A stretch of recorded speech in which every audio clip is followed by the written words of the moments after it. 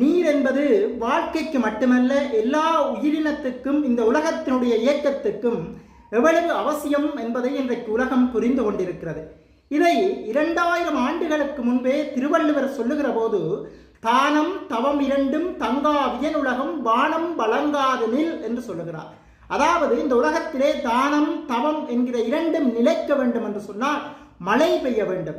அதாவது மற்றவர்களுக்கு நாம் அறம் செய்ய வேண்டும், தானம் செய்ய வேண்டுமாக இருந்தாலும் சரி, ஒருவர் அறநெறிப்படி தவம் தியானம் வேள்வி போன்றவற்றை நிகழ்த்த வேண்டும் என்றாலும் சரி, இந்த மழையினுடைய அவசியம் மிக இன்றியமையாதது. ஆகவே மழை பெய்தால்தான் மண் செழிப்படையும், இயற்கை சிறப்பாக இருக்கும், உலகத்திலே உயிர்களுடைய வாழ்வு சிறப்பாக அமையும் என்பதனுடைய அடிப்படையிலே அந்த தானம் தவம் இரண்டுமே நிலைபெற வேண்டுமாக இருந்தால் வானம் மழையை பொழிய வேண்டும் என்பதை 2000 ஆண்டுக்கு முன்பே திருவள்ளுவர் எடுத்துச் சொல்லியிருக்கிறார்.